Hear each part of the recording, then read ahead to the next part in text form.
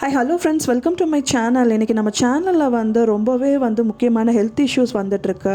அதை குணப்படுத்துகிற வீட்டில் பண்ணுற ஹோம் ரெமெடிஸ் தான் நம்ம பார்க்க போகிறோம். அது முதலாவதாக பார்த்திங்க அப்படின்னா, சுவாச கோளாறை குணப்படுத்துகிற பார்த்திங்கன்னா பட்டை, அதை வச்சுட்டு நம்ம எப்படி அதை கண்ட்ரோல் பண்ண முடியும் அப்படின்னு பார்க்கலாம். இரவில் கிராம்பு பயன்படுத்துறதுனால கிடைக்கிற நன்மையை பற்றி பார்க்கலாம்.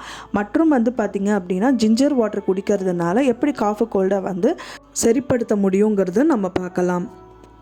அடுத்ததாக பார்த்திங்க அப்படின்னா, கொஞ்சமாக ஜிஞ்சர் எடுத்து ஒரு டம்ளர் தண்ணியை பாயில் பண்ணிவிட்டு அதில் ஜிஞ்சர் வாட்டர் துருவி போட்டுக்கணும். அண்ட் தென் அது கொதிச்சதுக்கப்புறம் ஒரு டம்ளரில் ஃபில்டர் பண்ணிவிட்டு ஹனி ஒரு டம்ளரில் ஊற்றிட்டு அதை ரெண்டையும் மிக்ஸ் பண்ணி டெய்லி ரொட்டீனாக அதை குடிச்சிட்டு வர கண்டிப்பாக காஃபு கோல்டு சரியாகும். இது குழந்தைகள்லேருந்து பெரியவர் வரைக்கும் யூஸ் பண்ணலாம். அடுத்ததாக பார்த்திங்கன்னா, சுவாச கோளாறை குணப்படுத்துகிற லவங்கப்பட்டை பற்றி பார்த்தலாம். வயிற்று புண்களை இது குணப்படுத்த உதவுகிறது. வறட்டு இரும்பில் அதிமதுரத்தோடு லவங்கப்பட்டையை சேர்த்து பொடியாக்கி சிறிது சாப்பிட்டு வர்றதுனால நல்ல நிவாரணம் கிடைக்கும்.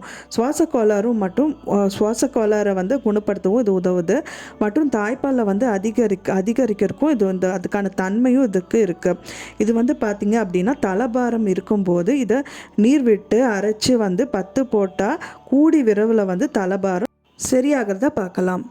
அடுத்ததாக பார்த்திங்கன்னா, இரவில் கிராம்பு சாப்பிட்றதுனால கிடைக்கிற நன்மை பற்றி பார்த்துடலாம். இரவில் தூங்குவதற்கு முன்பு கிராம்பு உட்கொள்கிறதுனால ஏற்படும் நன்மைகள் பார்த்துடலாம். மலச்சிக்கல், வயிற்றுப்போக்கு மற்றும் வயிற்று தொடர்பான பிரச்சனையை குணப்படுத்துது. பல் தொண்டை வலிகள் குணமாகுது. கை கால் நடுக்கம் பிரச்சனை சரியாக உதவுது. நோய் எதிர்ப்பு சக்தியை அதிகரிக்க செய்யுது. சளி, வைரஸ் தொற்று மற்றும் சைனஸ் மற்றும் ஆஸ்துமா ஆகியத்திலிருந்து பார்த்திங்கன்னா விடுவிக்கவும் இது உதவுது.